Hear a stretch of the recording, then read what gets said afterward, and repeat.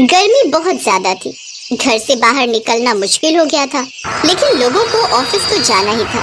सुबह के 9 बजे बस स्टैंड पर लोगों की भीड़ जमा हो गई थी और उसी बस स्टैंड पर धूप में खड़ी होकर अर्चना बर्फ गोला बेच रही थी। गर्मी को दूर भगाओ, बर्फ गोला खरीद कर खाओ। गर्मी को दूर भगाओ, बर्फ गोला खरीद कर खाओ। इतनी गर्मी में हर किसी को ठंडा ठंडा बर्फ गोला चाहिए था, इसीलिए अर्चना के ठेले के सामने ग्राहकों की भीड़ लग गई थी। अरे दीदी, मुझे काला खट्टा बर्फ गोला देना। जी सर, अभी देती हूँ। अर्चना ने बर्फ गोला बना कर दिया। उस आदमी ने अपने हाथों में लिया और आधा बर्फ गोला पिघल गया। ये क्या दीदी, ये तो हाथ में लेते ही पिघल गया, बर्फ से पानी हो गया। वो तो होगा ही सर, गर्मी में इंसान पिघल जा रहा है और ये तो बर्फ है। इसी तरह अर्चना की अच्छी खासी कमाई हो रही थी, लेकिन एक दिन अचानक से एक बस ड्राइवर ने अपना कंट्रोल खो दिया और बस अर्चना पर चढ़ गई। वहीं पर अर्चना की मौत हो गई। उसकी तीनों बेटियां अनाथ हो गईं। अर्चना का पति पहले ही मर चुका था। उसके बाद से अर्चना बर्फ गोला बेचकर घर चलाती थी, लेकिन अब वो भी मर चुकी थी। उसकी तीनों बेटी राधा, मीनू और रानी बस 5 साल की थी। उन्हें यकीन ही नहीं हो रहा था कि इस दुनिया में अब उनका ख्याल रखने वाला और कोई नहीं है। अर्चना का अंतिम संस्कार हो गया। कुछ दिन बीत गए, लेकिन धीरे धीरे घर के सारे पैसे खत्म हो रहे थे और बाहर गर्मी बढ़ रही थी। दीदी, मुझे बहुत गर्मी लग रही है, पंखा चला दो ना। पंखा नहीं चल सकता बहन, हमारे पास बिल भरने के पैसे नहीं है। तो फिर कुछ खिला दो ना दीदी, भूख भी लग रही है। खाना भी नहीं है बहन, पैसे खत्म हो गए हैं। माँ हमारे लिए कितना कुछ बनाती, हमेशा ख्याल रखती। माँ कहाँ चली गई दीदी? माँ अब इस दुनिया में नहीं है बहन, अब जो करना है हमें ही करना है। लेकिन हम क्या करेंगे दीदी, हमें काम कौन देगा? हम तो छोटे हैं। हम भी माँ की तरह बर्फ गोला बेचेंगे, लेकिन उसके लिए भी तो पैसे चाहिए। वो पैसे कहाँ से आएंगे? हम भीख मांगेंगे। चल बहन, अब भीख मांगने के अलावा हमारे पास और कोई रास्ता नहीं है। तीनों तपतपाती धूप में भीख मांगने के लिए निकल गए और बस स्टैंड पर जाकर भीख मांगने लगे। साहब, साहब हमारी माँ मर गई है, हमारे पास खाने के लिए कुछ भी नहीं है। कुछ पैसे दे दो ना साहब, कुछ पैसे दे दो ना। लेकिन इतनी गर्मी में पहले से ही लोगों का दिमाग खराब हो रखा था। ऊपर से तीनों को भीख मांगते हुए देखकर वो लोग और भी गुस्सा हो गए। अरे जा यहाँ से, गर्मी में और ज्यादा दिमाग मत खराब कर। लेकिन साहब, हम क्या खाएंगे? हमारे पास तो पैसे नहीं है। अरे कुछ भी खा ले, पानी पीकर पेट भरा ले, मुझे क्या। आजकल तो पानी भी खरीद के पीना पड़ता है। साहब कुछ पैसे दे दो ना, दे दो ना साहब, गरीब का भला करो। धूप में भीख मांगते हुए वैसे ही तीनों की हालत खराब हो गई थी। ऊपर से उन्हें ज्यादा पैसा मिला ही नहीं। जो भी पैसे मिले वो रात के खाने में ही खर्च हो गए। उन पैसों से कुछ बचा के बर्फ गोला की मशीन खरीदना नामुमकिन था। खैर, खाना खाकर तीनों सो गए, लेकिन पंखा नहीं चल रहा था, इसीलिए उन्हें गर्मी बहुत हो रही थी। और गर्मी के कारण सबसे ज्यादा रानी भुगत रही थी, क्योंकि वही सबसे छोटी थी। वो पसीना पसीना हो रही थी और नींद में रानी ने एक सपना देखा। उसने देखा कि उसकी मरी हुई माँ ने उन लोगों के लिए एक बर्फ का शहर बनाया है। उसके अंदर सब कुछ बर्फ का है, गर्मी का नामो निशान नहीं है। ये सपना देखते हुए रानी मुस्कुरा रही थी। वो खुश थी, लेकिन तभी उसकी नींद टूट गई। सुबह हो गई थी और राधा, मीनू दोनों उठ गई थी। क्या रे रानी, बड़ी मुस्कुरा रही थी, क्या बात है? मैंने एक जादुई सपना देखा दीदी। अच्छा, कैसा सपना?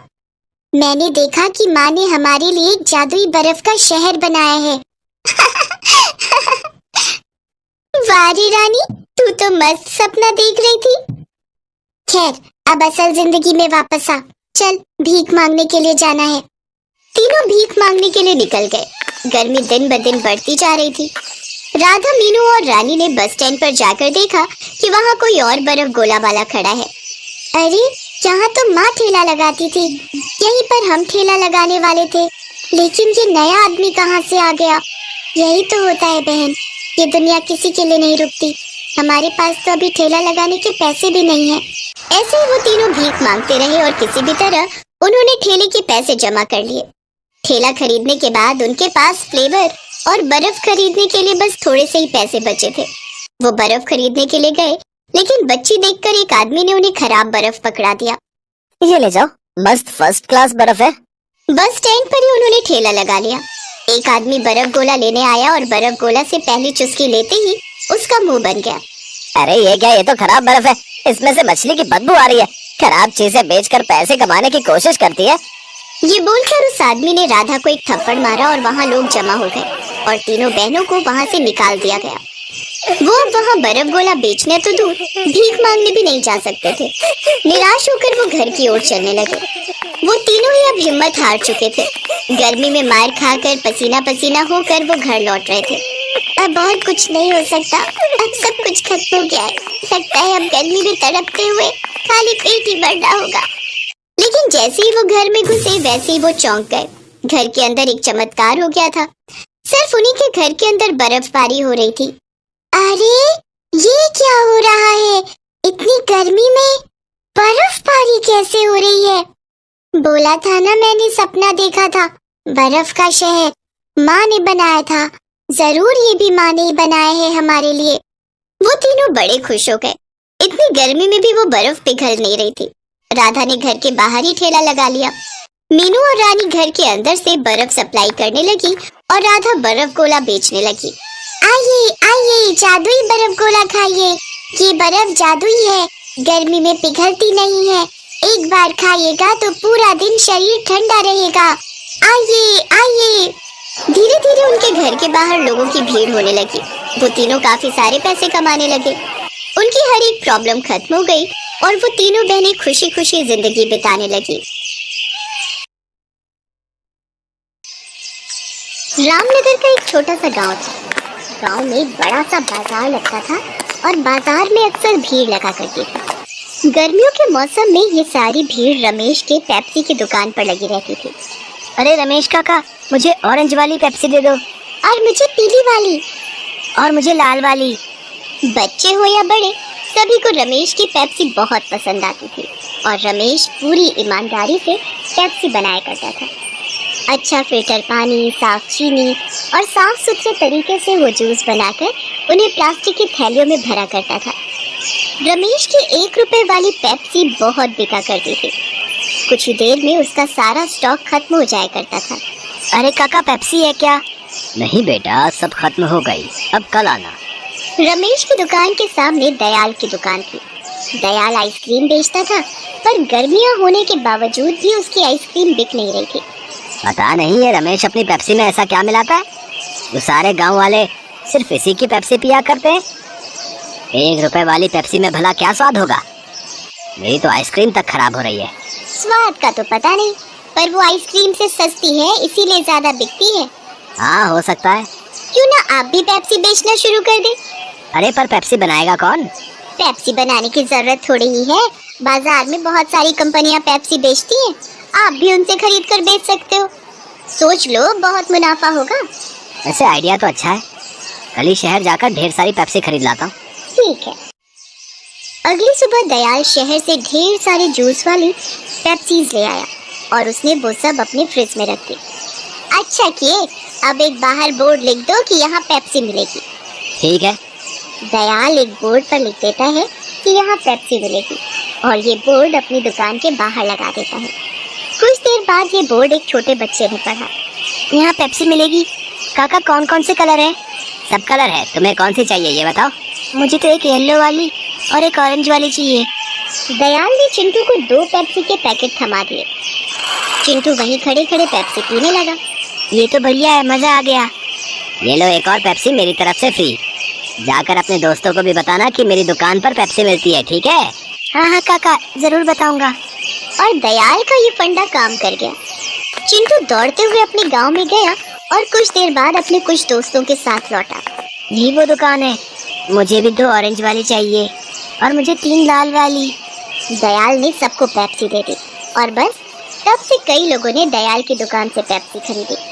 आज तक गांव वालों ने बस रमेश की पेप्सी चखी थी, पर आज उन्हें कंपनी का स्वाद भी अच्छा लगने लगा था। अरे वाह, ये काले रंग वाली पेप्सी तो मैं पहली बार पिया हूँ। और भी काफी फ्लेवर है, नींबू पानी, काला खट्टा, ऑरेंज, रोज। वाह भाई वाह, अब तो रोज अलग अलग फ्लेवर चख सकते हैं। दयाल की पेप्सी बेचने की वजह से रमेश की दुकान पर ग्राहकों की कमी हो गई थी। मुझे थोड़ा सब्र से काम करना होगा।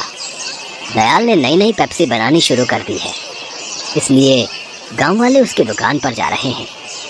पर मुझे यकीन है कि वो सब लौटेंगे। रमेश अपने आप को तसल्ली दे रहा था। अगले कुछ दिनों तक दयाल की दुकान पर पेप्सी के लिए लोगों की भीड़ लगी रही और यहाँ रमेश का धंधा मंदा था। गांव के मुखिया रमेश की दुकान पर आए। क्या हुआ रमेश, आज कुछ परेशान लग रहे हो? अब क्या बताऊं काका, दयाल शहर से पेप्सी लाकर बेच रहा है। अब मेरे ग्राहक कम हो गए हैं। कोई बात नहीं, ये तो बस कुछ दिनों की ही बात है। कोई भी नई चीज के पीछे ये गांव वाले दौड़ पड़ते हैं। तू तो जानता ही है, सब्र रख, सब ठीक हो जाएगा। मुझे यकीन है तेरी पेप्सी शहर की कंपनी वाली पेप्सी से तो अच्छी ही होगी। अच्छा एक काम कर, मुझे 50 पेप्सी दे दे आज। शहर से मेरा पोता पोती आ रहे हैं। ठीक है मुखिया जी। रमेश ने मुखिया जी को 50 पेप्सी दे दिए और वो खुशी खुशी वहाँ से चले गए। रमेश अब भी दुखी था। मुखिया जी अपने घर पहुँचे और उन्होंने अपने पोते को एक पेप्सी दी। पापा, ये पेप्सी वगैरह अच्छी नहीं होती, इनमें इतनी मिलावट होती है जिससे बच्चे बीमार पड़ जाते हैं। बेटा ये पेप्सी हमारा रमेश खुद बनाता है, बिना मिलावट, साफ ढंग से। इसे हम कई सालों से पी रहे हैं, अब तक तो कोई बीमार नहीं हुआ। दीजिए। मुखिया ने एक पेप्सी अपनी बेटी को दी और उसने वो चखी। वाह पापा, ये तो बहुत ही अच्छी है। मुखिया जी के घर आए हुए सारे मेहमानों ने वो पेप्सी पीना शुरू किया और कुछ ही देर में सारी पेप्सी खत्म हो गई। पापा, आपने ये कहाँ से ली? मैं थोड़ी और ले लेती हूँ। बाजार में तुझे रमेश की दुकान दिखेगी, जिसमें बड़ा फ्रिज होगा, उसी की दुकान से। मैं लेकर आती हूँ। बाजार पहुंचकर गीता दयाल और रमेश की दुकान में उलझ गई। उसे समझ नहीं आ रहा था कि वो कौन सी दुकान है। शायद जिस दुकान पर भीड़ लगी है मुझे वहां जाना चाहिए। गीता दयाल की दुकान में गई। जैसे ही दयाल ने फ्रिज से पेप्सी के पैकेट निकाले तो गीता ने मना कर दिया। नहीं नहीं, मुझे ये नहीं चाहिए। पर अभी तो आपने 20 पेप्सी मांगी। हाँ, पर अब ये केमिकल वाली नहीं चाहिए। वहीं खड़े एक आदमी ने गीता से पूछा, बहन इस पेप्सी में कौन सा केमिकल है? ये पेप्सी शहर की कंपनियों में बनती है। वहाँ इन्हें बनाने में कई सारे केमिकल्स डालते हैं जो हानिकारक हैं और जिससे बच्चे बीमार पड़ सकते हैं। अगर ऐसी बात है तो तुम यहाँ पेप्सी लेने क्यों आई हो? मैं तो यहाँ वो पेप्सी लेने आई थी जो इसी गांव में बनती है। अच्छा, तो आपको रमेश भाई की पेप्सी लेनी है? उनकी दुकान सामने है। गीता वहाँ से चली गई, पर आसपास के लोग शहर की केमिकल वाली पेप्सी की बातें करने लगे। गीता ने रमेश की दुकान से पेप्सी खरीद ली और वो घर चली गई। केमिकल वाली पेप्सी की बात गांव में आग की तरह फैली और सारे माता पिता ने अपने बच्चों को दयाल की दुकान से पेप्सी लेने से मना कर दिया। आज से दयाल काका की दुकान से पेप्सी मत लेना। क्यों माँ? क्योंकि उसमें ढेर सारे केमिकल हैं। तेरी तबीयत खराब हो जाएगी, फिर तुझे सुई लगेगी। ना बाबा ना, मुझे नहीं लगवानी सुई। लोगों को रमेश की अच्छाई समझ आ गई और एक बार फिर रमेश की पेप्सी बिकने लगी। दयाल की दुकान से कोई भी पेप्सी नहीं खरीद रहा था और थक हार कर दयाल ने पेप्सी बेचना ही छोड़ दिया। गीता ने पूरे गांव को बीमार होने से बचा लिया और अब सब कुछ पहले जैसा हो गया।